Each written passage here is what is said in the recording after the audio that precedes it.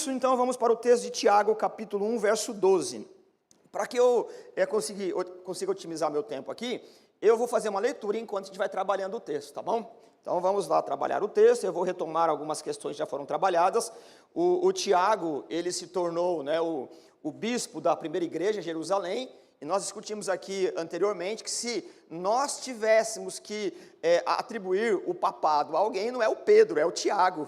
Porque é ele que é o responsável pela igreja, as demandas é ele que resolve. O primeiro pastor da igreja mãe lá, né, que resolve a questão do concílio ainda, é o Tiago. E outras demandas que você, inclusive o Paulo, responde a ele na primeira viagem missionária, no retorno. A gente lê isso lá no capítulo 14 de Atos. E o Tiago, ele tem uma matriz, né, bastante importante, judaica, do Antigo Testamento, por conta da vivência que ele teve com a mãe, Maria, né? O Cântico de Maria, aliás, que você encontra no capítulo 1 de Lucas, ela tem bastante base teológica, escriturística no livro de Tiago. Então você percebe que a Maria ensinou muito bem o Tiago. Então muito que a gente aprende aqui, a gente encontra lá no Cântico de Maria, né? O tal do Magnificat. Nós trabalhamos aqui do verso 2 ao 12, o verso 1 foi bastante introdutório, que a aprovação, ela produz maturidade, né? Então, o meio que Deus usa para nos tornar crentes maduros são as provações. Então, provação e vida cristã, elas estão casadas, e o divórcio ocorre quando Jesus vem, não é? Aliás, Jesus ele disse isso no capítulo 15 de João, de uma maneira muito didática, umas figuras bastante importantes, ele dizendo que aquele que dá mais fruto, ele limpa. A ideia de limpar é a ideia do discipulado, ok? Então a gente percebe que o Tiago está dizendo que a vida cristã, a maturidade cristã, ela vem por meio da dificuldade. E nós vimos aí que não existe outro meio de suportar a dificuldade do ponto de vista humano, a não ser buscando sabedoria a Deus. Semana passada, nós vimos também do verso 9, do verso 9 ao verso 11, que uma das crises que os irmãos estavam passando era a crise financeira, né? Discutimos algumas questões aqui da mordomia acerca do dinheiro, né? Foi bastante importante, demonstrando que os irmãos, por conta da perseguição que ocorreu lá em Jerusalém, e a morte do Estevão, no capítulo 7, eles saíram, e ao sair, eles tiveram problemas econômicos importantes. No capítulo 12 de Atos, nós vimos que um profeta chamado Ágabo, ele teve uma revelação de Deus, e Deus mostrou que haveria uma crise econômica por conta de uma seca em todo o Império Romano. Então você vai associar aqui, né, a perseguição do Estado, perseguição religiosa, perseguição econômica, e aí os irmãos estavam entendendo que eles estavam abandonados por Deus. Então, em tese, aqui a tese do Tiago qual é? A perseguição denota que estamos andando com Deus. Qual é o meio que Deus usa para o amadurecimento? O sofrimento, ok? Então o sofrimento, do ponto de vista humano, nós queremos escapar dele, é o mais correto, entre aspas, humanamente falando, mas o Tiago diz que se nós não pedirmos sabedoria para Deus, nós podemos inclusive entrar num colapso moral. Qual é o colapso moral? Revidar da mesma maneira que o agressor, que está sendo usado para provar, né, tem essa afronta. Então o que é traído, ele quer pagar com traição. O que mente quer pagar com mentira, e essas questões todas. Então o Tiago está dizendo que se nós retribuirmos a mesma moeda, a gente acaba se afundando num colapso moral. Então a perseguição, para ser suportada, ela precisa de sabedoria. Então a tese do Tiago em todos os 5 capítulos é o quê? Só é possível enfrentar a vida com todas as dificuldades por meio da sabedoria que encontramos em Deus. Hoje nós vamos trabalhar do verso 12 até o verso 18, o Tiago, ele vai demonstrar qual é a diferença de provação e tentação, ok? Então, dito isso aqui, demos um passo para trás, vamos em frente, verso 12. Diz assim, Tiago 1, verso 12. Feliz é o homem que persevera na provação, porque depois de provado, receberá a coroa da vida, que Deus prometeu aos que o amam. Muito bem, o Tiago, depois dessa orientação que discutimos aqui, da perseverança em meio à tribulação, ele vai demonstrar, e essa ideia de feliz aqui, a palavra ela é traduzida em algumas traduções por feliz, mas em outras aí bem-aventurados. A palavra que aparece ali, tanto uma como outra, dependendo da tradução, não implica em nada, é a ideia das bem-aventuranças que nós estudamos lá no capítulo 5, 6 e 7 de Mateus. A bem-aventurança, ela trabalha com natureza comparativa. E qual é a comparação, qual é o paralelo? Em todo o Antigo Testamento, e essa cultura ela é trazida para o Novo Testamento, principalmente por Jesus, pelo Tiago, pelo Pedro, a maioria dos autores, né, demonstrando que a contrapartida, a comparação da bênção é a maldição. Né? Tanto que a última palavra do Antigo Testamento é maldição, ou eu amaldiçoarei, porque o abandono da lei, o afastamento da sabedoria como instrumento de Deus para decifrar e interpretar a vida, ela redunda, ela termina, o salário dela é a maldição. Então, quando o Tiago ele começa essa frase, a partir de tudo que já diz, feliz é o homem, essa ideia comparativa mostra o quê?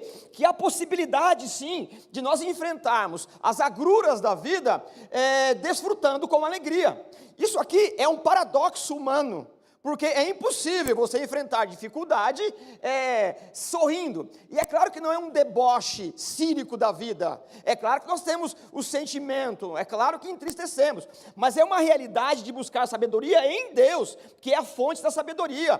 Em Deus, nós temos a capacidade de sabedoria de chorar sem se afogar nas próprias lágrimas. Nós temos a capacidade de celebrar a Deus mesmo nas horas mais difíceis. Então é justamente isso, é bem-aventurado o homem que persevera. A palavra perseverar aí, ela é emprestada, ela é importada do mundo dos Jogos Olímpicos, que está muito em voga aí no Novo Testamento, não é?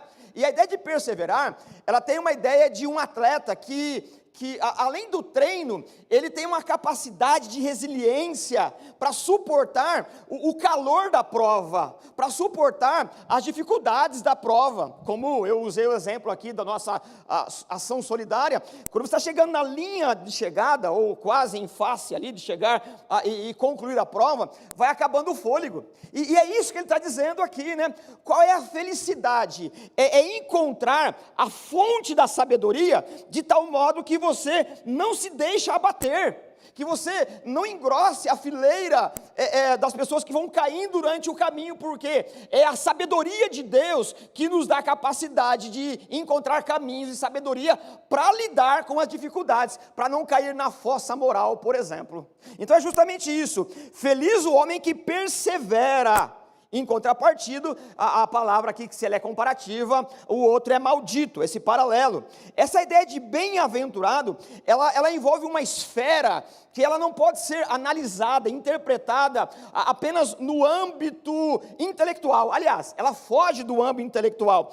Ela é uma esfera que transcende a fisicalidade. Ela é uma esfera que ela está na espiritualidade. Mas é claro que ela implica na nossa vida. Não há uma dicotomia de que as coisas físicas elas são imprestáveis, é tudo carnalidade, e nós temos uma vida espiritual que deve ser zelada. Não. Ela é conectada, atrelada, não tem um divórcio. Então a ideia de buscar essa fonte de felicidade em Deus, a própria sabedoria, aliás, o Provérbios vai dizer o quê? O Salomão vai dizer que a própria sabedoria pede conselhos para Deus, numa metáfora poética bastante interessante. Então é justamente isso, quando nós estamos perseverando na corrida, e não nos deixando cair na fossa moral do revanchismo, da briga, da disputa carnal, buscando sabedoria em Deus, há uma bem-aventurança que vai nos envolvendo e nos dando a capacidade de perseverar.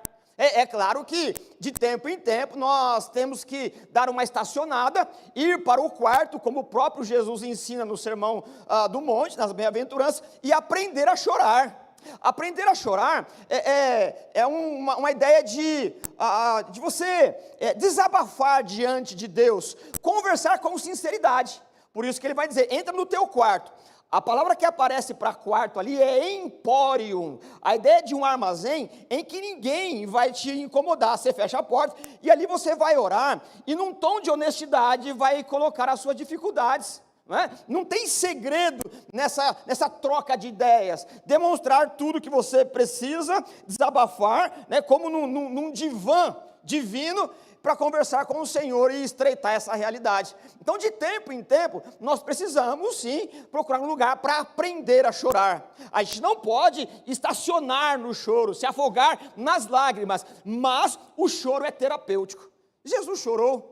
Então, aquela ideia de que o homem não chora, ela é uma fabricação humanista, ela é uma ideia de nos fazer escapar por meio entorpecente. Na verdade, homem chora sim, mas aprende a chorar no trono da graça. E tem um tempo também, né? Senão a gente vira melancólico demais. Então, essa sabedoria, ela vai nos ajudando, inclusive, além da perseverança, além de continuar como um atleta, enfrentando a dificuldade, desfrutando da bênção do Senhor e aprendendo a chorar. A bem-aventurança, ela é uma característica no texto aqui, e obviamente que a gente está tratando com o que foi já estudado, com a capacidade da sabedoria. Não é isso? Ó, na tribulação, busque sabedoria em Deus. É essa sabedoria que vai nos ajudar, né, a ter felicidade. Felicidade, como a gente já discutiu aqui em várias ocasiões, ela é um mandamento. Não é uma questão que ocorre como uma fortuna na roda da sorte, como alguma coisa que se ganha na loteria numa aposta. A felicidade, a alegria, ela é tanto um mandamento como não adulterarás. Adulterarás, não matarás e coisas dessa natureza é mandamento, mas alegria também é um mandamento, não há questionamento. Alegrai-vos no Senhor, busque alguma coisa lícita, verdadeira e vai dar risada da vida com conhecimento e graça do Senhor. É aquela história, né? Quem não aprende a rir da vida, vira uma uva passa, né? Seca ali e não desfruta de nada. Irmãos, precisamos rir para a glória do Senhor.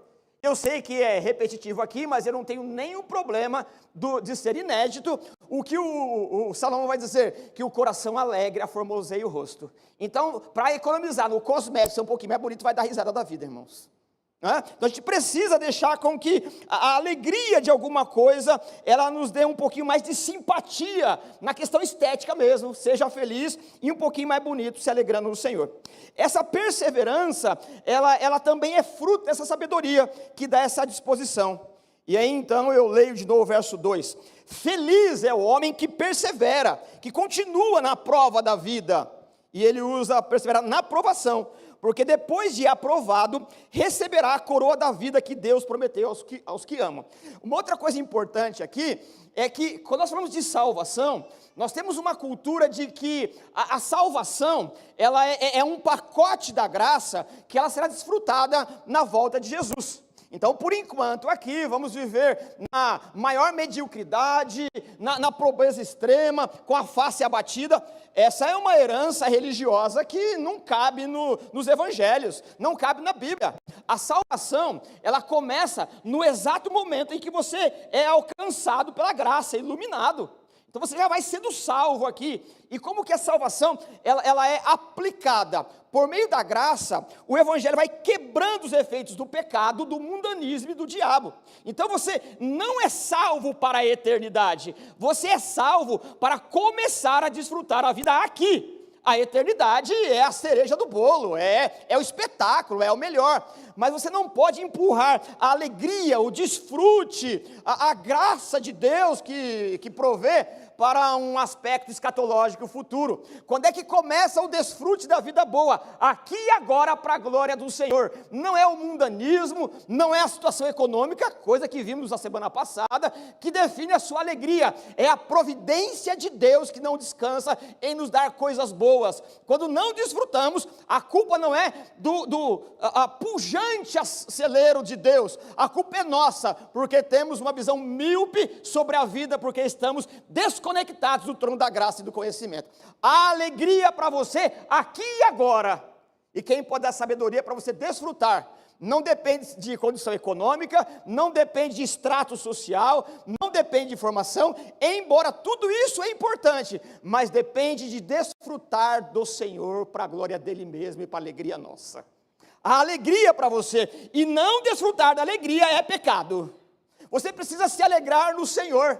Você precisa ter satisfação, independente do estágio que você está vivendo. Portanto, quando o Tiago diz assim, depois dessa aprovação, você será aprovado e receberá a coroa da vida. Mas é claro que ele vem tratando da questão do desfrute aqui, e tem o plus da graça, a coroa da vida, o dia que nós vamos desfrutar da plenitude. Mas nós precisamos aprender a desfrutar da vida aqui e agora também, para a glória do Senhor. Então é claro que ele muda, não é?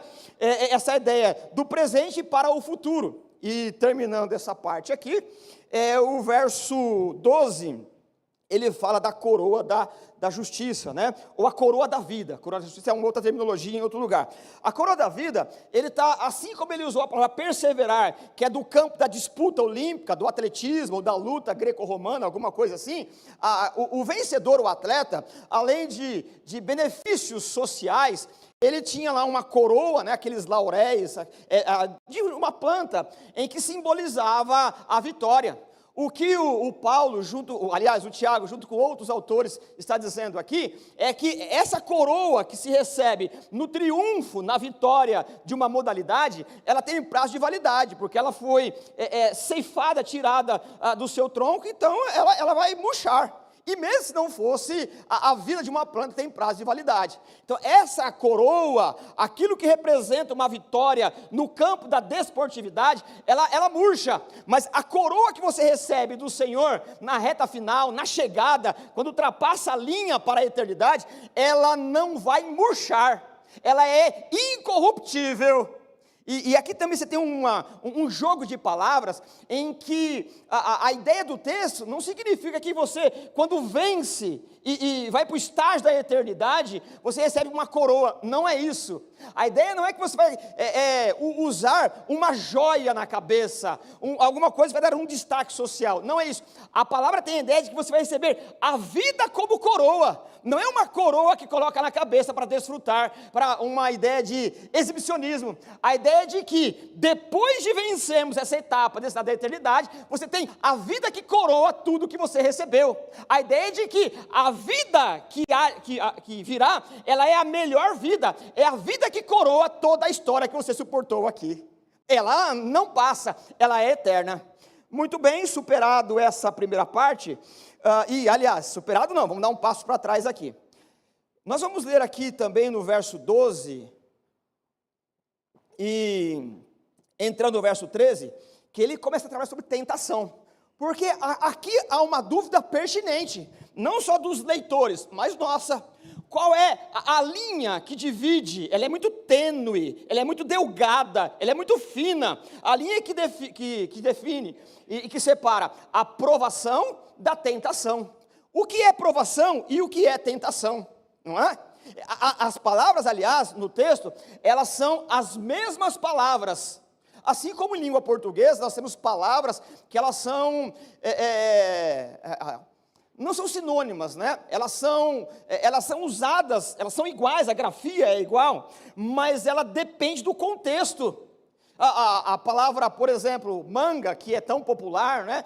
O que é manga? Pode ser uma fruta, pode ser a manga da camisa, ou o nordestino vai dizer, tá mangando deu. Não é assim, né? E tantas outras palavras. Alvo, o que é alvo? Pode ser alguma coisa muito branca, a alvura, ou um alvo que você atira uma flecha.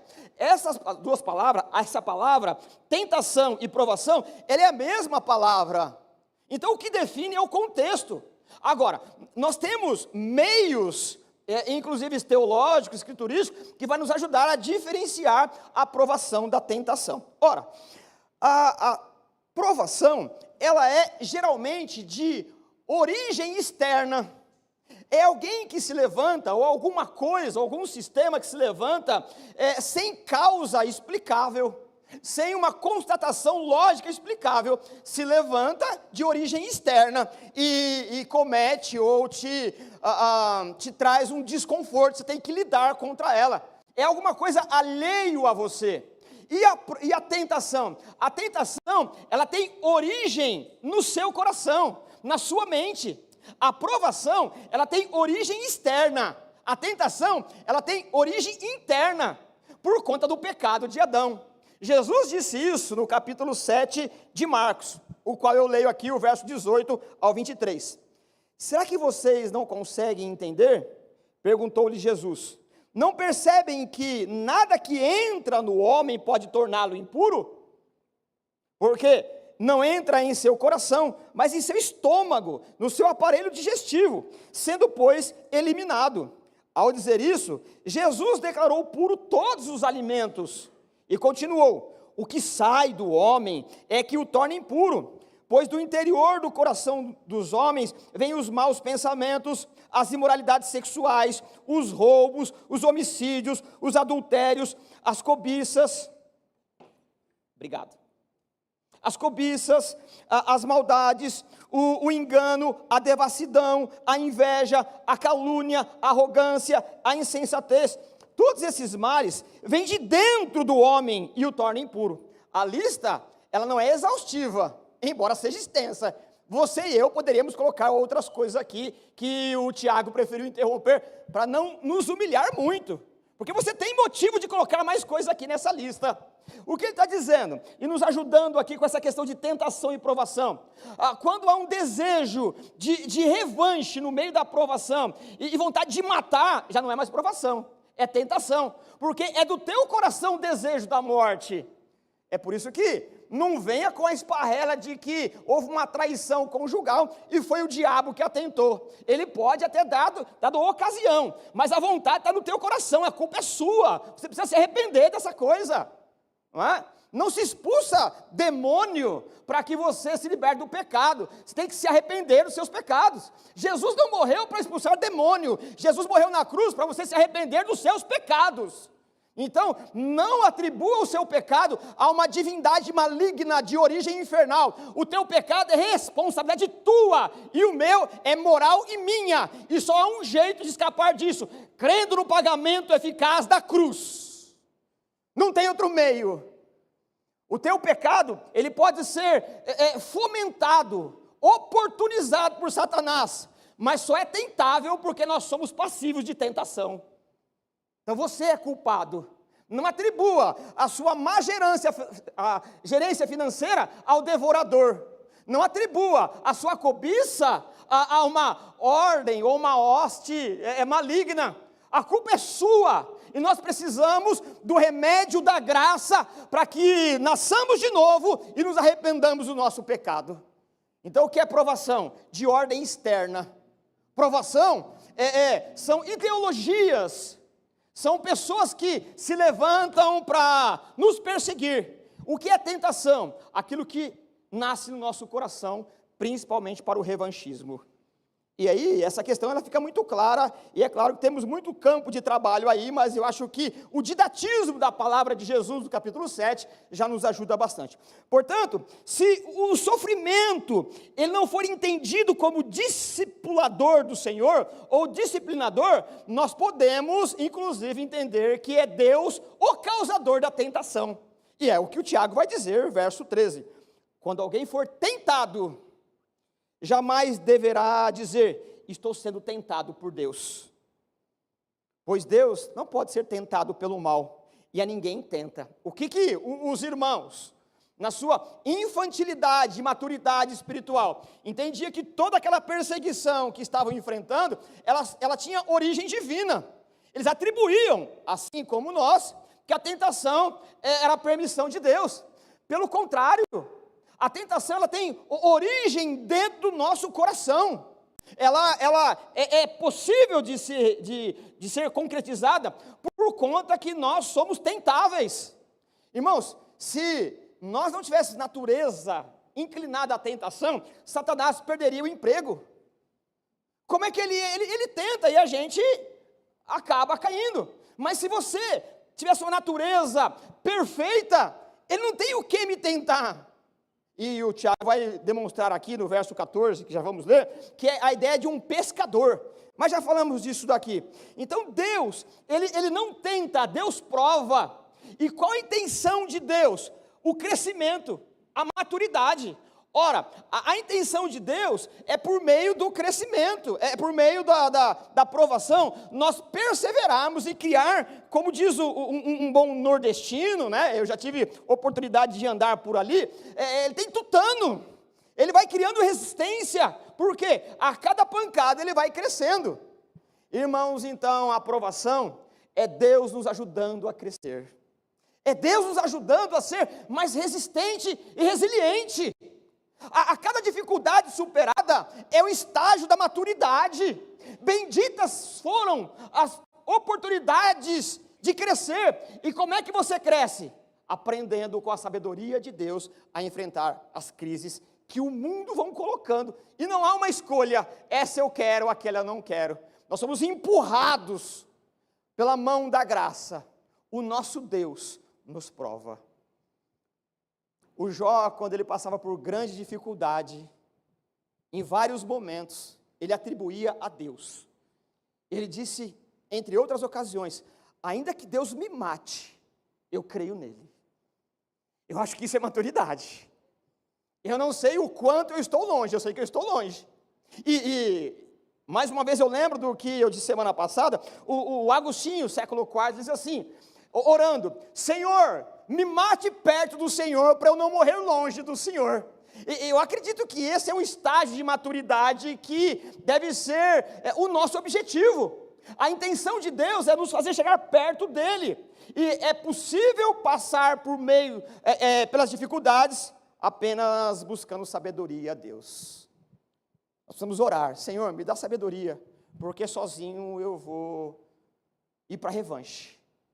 Senhor, me dá sabedoria para perseverar e não usar a mesma arma do imoral. Porque, parafraseando o que nós lemos de Jesus aqui no capítulo 7, e essa é a filosofia mundana, me traiu? Deixa comigo, vou trair também. Ou seja, aí a tentação te leva para a fossa moral. A intenção é que mostrar que Deus está nos fortalecendo. Quando falta a moeda, o dinheiro, o recurso, Deus não precisa de dinheiro para trazer o pão de cada dia. Já ensinou isso e trabalhamos aqui.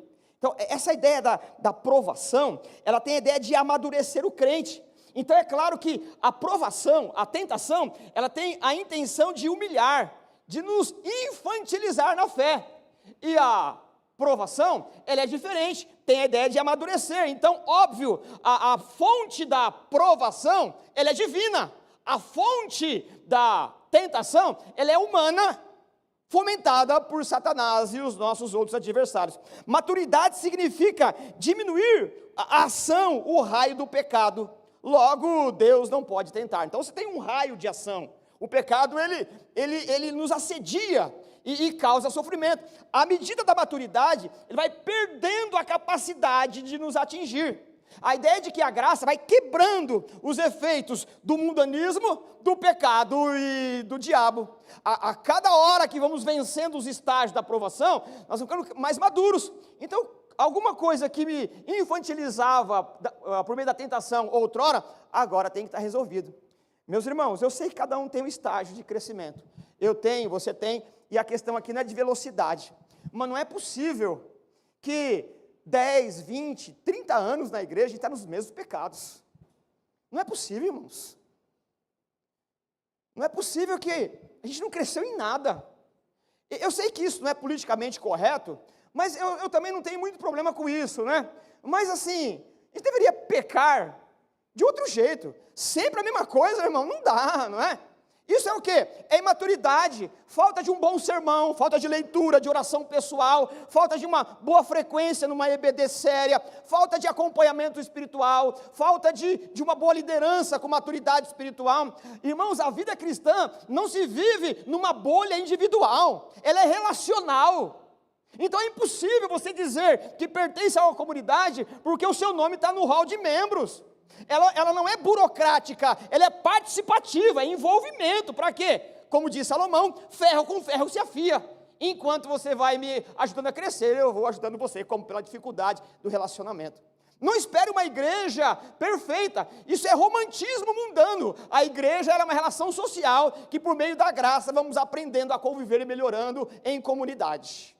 Então não é possível que a sua desculpa é que não quer se envolver para não ser machucado. Machucado você está, precisa ser sarado para colocar a mão no arado, não olhar para trás e trabalhar. Isso também é sabedoria. Muito bem, o verso 14, o texto diz, cada um é tentado pelo próprio mau desejo. Bom, o texto ele é eloquente por si mesmo. A tentação, ela é da tua natureza, da minha natureza. Leio de novo. Cada um, porém, é tentado pelo próprio mau desejo, sendo por esse arrastado e seduzido. As traduções aí, e o texto original também é assim, mas seria mais efetivo se fosse o contrário, se fosse assim, você seria seduzido e arrastado. Por quê? Aqui você tem a metáfora da pescaria, e os irmãos que pescam aí, né, do método tradicional com vara, sabe que você precisa ter um engodo, né? Você coloca lá, tem a vara, a linha, o anzolzinho, você coloca ali alguma coisa para engodar, para atrair, para seduzir o peixe, não é assim? O que o Tiago está nos mostrando aqui, pela metáfora da pescaria, pela comparação, a figura de linguagem, o pecado, a tentação é justamente isso. Esse termo está ligado à prática da pesca, e a ideia é fisgado e puxado. Por isso que a gente lê o texto aqui, ó, eu leio de novo, verso 14, cada um porém é tentado e seduzido, ou arrastado e seduzido, é seduzido e arrastado. A ideia é de que joga a isca, o peixe é seduzido pela sua sedução, redundância à parte, ele vai abocanhar, fisgou, não tem jeito mais, você puxa. A ideia do pecado é essa, você mordeu a isca, é inescapável, você vai ser puxado. O pecado ele age assim, o pecado ele não vem com uma aparência apodrecida, o pecado ele nos apresenta esteticamente bonito, o pecado ele se apresenta perfumado, em proporções que nos causam admiração. Se fosse alguma coisa que não tivesse poder de sedução, ninguém jamais cairia na tentação.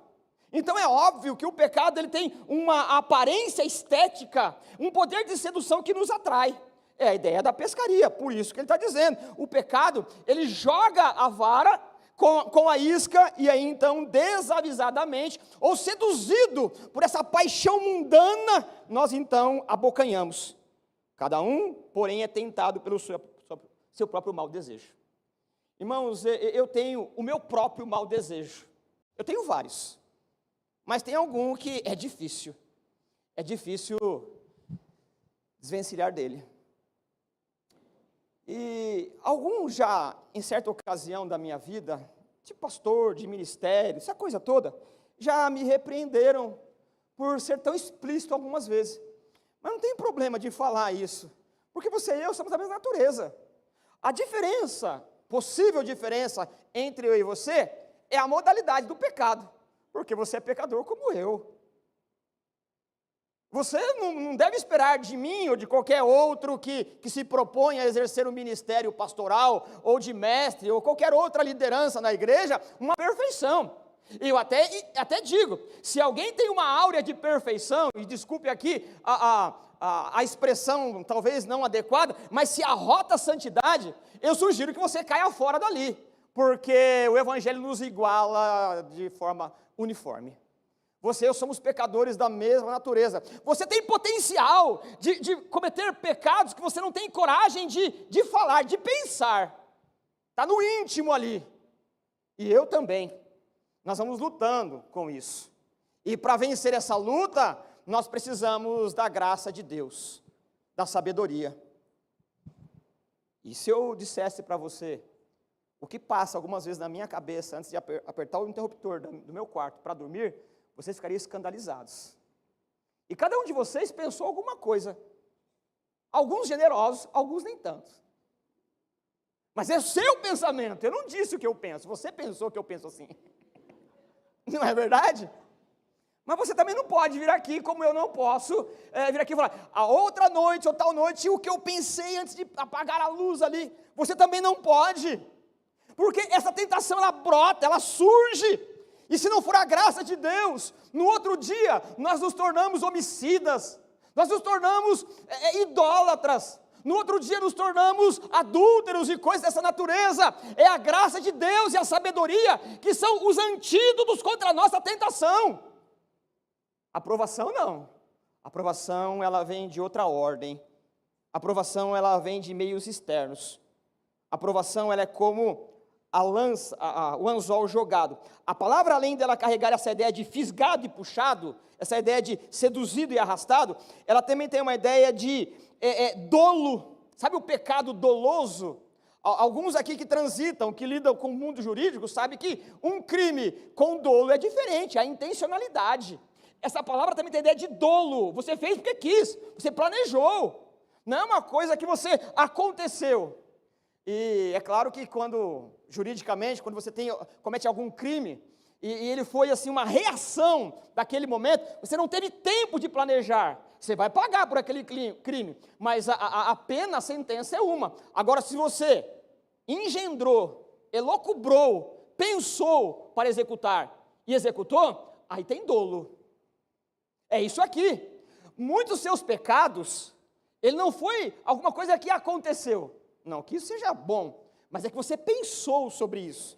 E agora você quer que um líder espiritual iluminado ponha a mão na sua cabeça e resolve tudo. 12 dias para resolver o ano todo. Irmão, se eu tivesse esse poder de colocar a mão na cabeça de alguém e resolver tudo, irmãos, eu seria a pessoa mais poderosa do mundo. Não é? Essa coisa aí, irmãos, é um entorpecente. Não existe mágica. Existe o quê? Perseverança, lutar. E a luta, ela chega a sangrar existencialmente, a chorar. Senhor, de novo eu cometi isso, Senhor. Eu não presto mesmo. É claro que você não deve perder a dignidade humana, né? Você tem que entender essa não prestar no sentido de admitir, comparando com Deus, quem você é. É claro que todos aqui já perceberam, você não é Deus. Percebeu, né? Você percebeu.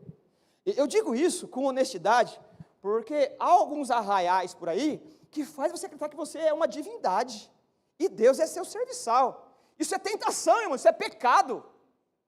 Um pecado que foi cometido e é o original e ocorreu a exclusão é o orgulho. O orgulho, ele excluiu anjo do ambiente celestial. É por isso que já se diz que o orgulho transforma anjo em demônio. O orgulho tem a capacidade de mutar, de transformar a natureza. O orgulho, ele é uma tentação. E o nosso amigo Tiago, ele é resiliente, ele é insistente. Verso 15, ele continua ainda pela sua insistência. Então, esse desejo, tendo concebido, dá à luz o pecado. E o pecado, após ter sido consumado, gera morte. A metáfora da pescaria, ela vira uma metáfora, uma figura de linguagem, uma comparação didática com a gestação, com a fecundação, gestação e a luz, efetivamente. Qual é a lógica da gestação? Ora, você tem a fecundação, não é? O momento, o ato, a fecundação, e depois tem um período de gestação. E depois, o que se espera? A vida, a alegria, a euforia. E aí ele vem caminhando de uma forma, assim, agora veio a vida. Só que o que é gerado, o que dá à luz, o que nasce, o que vem à tona, não é a vida. O que é? Vamos lá, verso 15. Então, esse desejo, tendo concebido, dá à luz o pecado. E o pecado, após ter sido consumado, gera a morte. Percebe? E morte aqui não é a morte física, embora ela também é uma consequência. Mas a morte aqui é o afastamento de Deus. Porque morte no texto bíblico não é aniquilamento, é separação. Morte é a ideia de que a comunhão está rompida.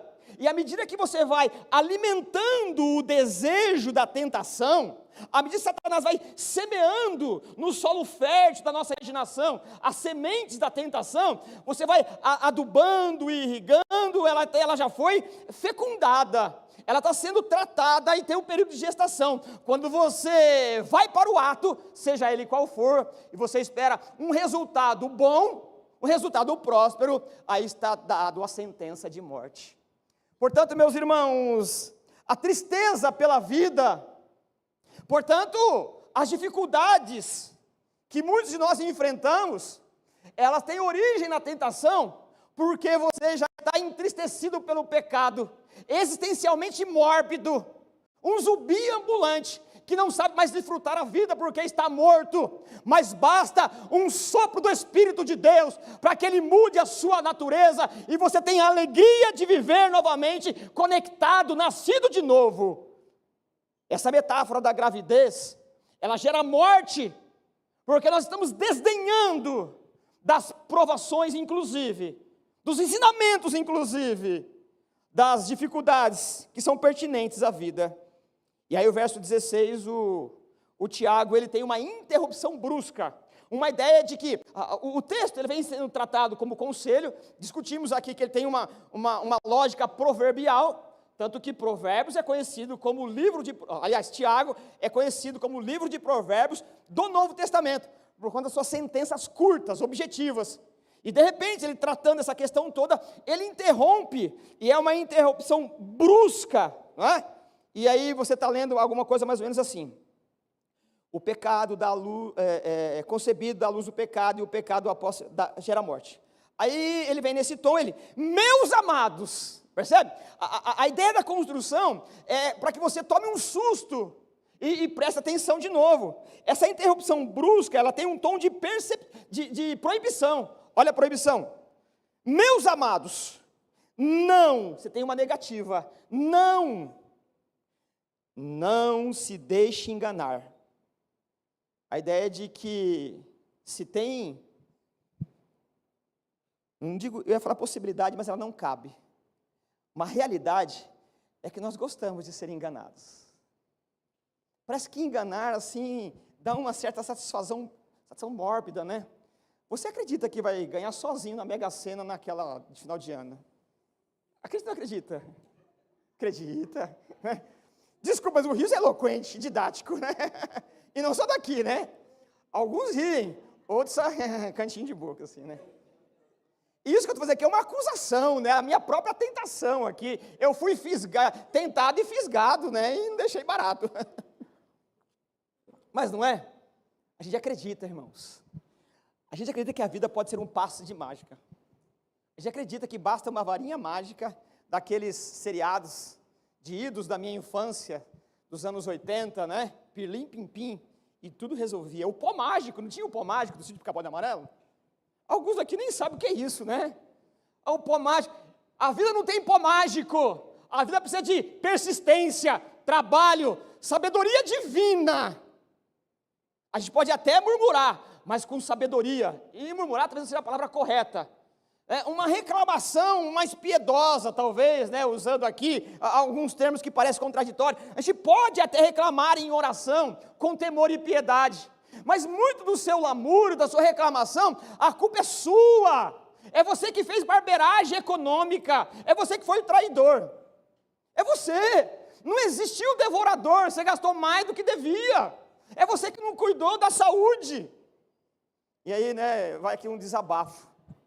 Por conta da minha inatividade atlética, juntaram as minhas sobrinhas e um grupo de família e me deu um tênis para correr. Eles foram maldosos, né? Porque eles não deram um presente para mim, eles tinham outra intencionalidade, né? Então você percebe assim, a culpa é minha, irmãos, a culpa é minha. Se eu não tenho mais fôlego, se eu estou perdendo isso ou aquilo, a culpa não é de uma divindade, de uma hoste que abriram as portas do inferno e agora, oh meu Deus, eu não tenho mais fôlego para correr. Eu parei a minha atividade física. Quando passa o nível, né, razoável da comida, eu continuo comendo. Quando acabou o limite do meu lastro econômico no mês, eu continuo gastando. A culpa é sua. Você é escravo do marketing e eu também. Não existe o pó mágico da vida. É você que se deixa enganar. Meus irmãos, não se deixem enganar. Começa a economizar um percentual mínimo do seu salário. No final do ano você vai ter uma quantidade que pode não ser muito, mas te dá um entusiasmo para você começar. Aliás, isso é minha insistência.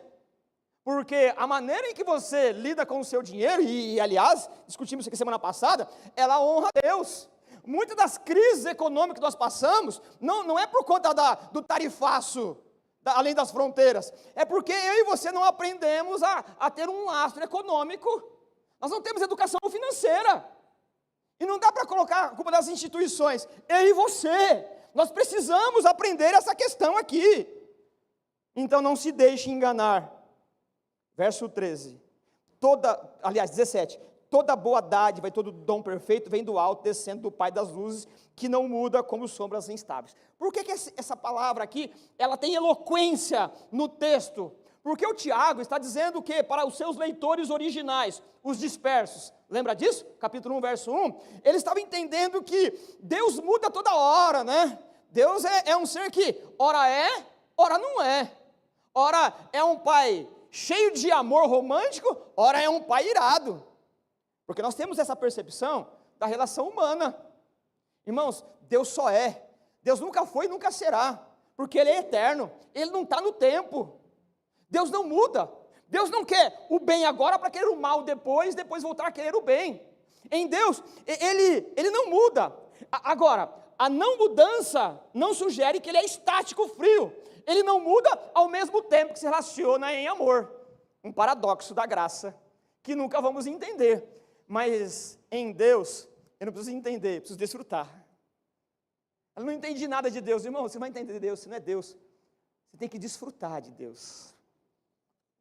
É a mesma coisa, eu tomo essa água, desfruto dela e digo assim, essa água está boa? Você deve dizer, você é doido, maluco, como é que eu vou saber? É você que está provando, é claro. É você que tem que encontrar o sabor da graça e desfrutar de Deus. Sempre haverá os fiscais da tristeza, que está rindo por quê? Porque eu estou feliz com o Senhor. Você quer ficar triste? Fica aí, eu estou contente. Mas e a aprovação? Não tem problema, não tem problema. Aprender a rir com o Senhor. Jesus, ele ria com seus amigos. Uma ocasião, alguns chefes maquiavélicos, velhacos, não na idade, mas religiosidade, investigando um dia de jejum que eles inventaram, Jesus estava celebrando a conversão do Mateus. Quem que eram os amigos do Mateus? Prostitutas e publicanos. Gente boníssima, né? Boníssima. Aí chegou lá, a turma do João Batista dos fariseus, hoje não é dia de rir não, hoje é dia de jejum. Jesus, o texto não diz, mas ele sugere, jejum e você, agora eu estou comendo e bebendo com meus amigos. Maravilhoso, maravilhoso. A gente tem uma ideia de a religião ela é fria, ela é triste. Com o Senhor há alegria, nós podemos nos alegrar. Bendito é o Senhor. Bendito é o Senhor que, ainda que haja provação econômica, ainda que não sabemos o que vamos comer amanhã, ainda que a possibilidade de desfrutar o pão de cada dia que Ele nos dá, a vida com Jesus é para ser celebrada, e não confiná-la numa vida religiosa, acinzentada, deformada. Santidade e alegria são sinônimas. Santidade não é sinônimo de tristeza, de apatia. Santidade é sinônimo de alegria, de vibração, de desejo pela eternidade. Portanto, não se deixe enganar. Enfrente a vida. Caminhando para o final, o verso 18, ele termina, e é aqui que vamos terminar. Ele diz assim, por sua decisão, ele vem falando dessa ideia de sombras inconstantes, né? Perdão, aqui, deixa eu dar um passo para trás e ler de novo. Toda boa dádiva, 17, todo dom perfeito vem do alto, descendo do Pai das luzes. Por que essa metáfora? O Tiago, ele está dialogando com as pessoas que conhecem. Muitas vezes, lua, sol e estrelas, elas são usadas no texto bíblico, principalmente no Antigo Testamento, e a cultura em que ele está vivendo, como sinônimo de anjos, até de divindades, como no Egito. O sol é uma divindade. Até o astro, ou até uma divindade que você chama de luz, ela passa, ela é transitória, ela é como as ondas do mar, para lá e para cá. Quando você pensa, está assim, está do outro jeito ela volta a ser assim. Deus não muda. Então, Deus, você está pensando que a aprovação veio dele porque ele mudou, ele estava te provando, agora está tentando? Não, a provação vem de Deus, e você vai vencer, buscando sabedoria e desfrutando da graça. A tentação você resiste e estanca. A aprovação você dá um jeito de acabar, cauteriza, corta e cauteriza, muda. Mas eu estou dizendo isso aqui, mas eu não estou trazendo de forma simplista, não. É luta, por isso que o verbo das Olimpíadas, vamos lá. Bom, verso 18, por sua decisão. Essa ideia de por sua decisão, ela tem uma ideia de que Deus é absolutamente firme no seu propósito, porque Ele decidiu. Eu não posso decidir uma coisa e dizer que a minha decisão, ela tem resolução e ela não vai mudar. Eu dependo de várias contingências da vida. É claro que eu tenho que honrar com a minha palavra, assim como você. Então, a minha resolução é voltar aqui no culto à noite. Mas pode ser que eu vá almoçar e a comida me traga um problema gastrointestinal, aí eu não vou estar aqui. Eu não domino, né? Eu não domino as contingências. Então, eu tenho pelo menos uma ideia de cumprir. Mas você não depende das contingências da vida. O raio de ação, o teu raio de ação, ele é muito limitado. E o que pode fazer Deus desistir daquilo que na eternidade Ele decidiu? Nada. Então, Deus não desistiu de nos fazer crescer.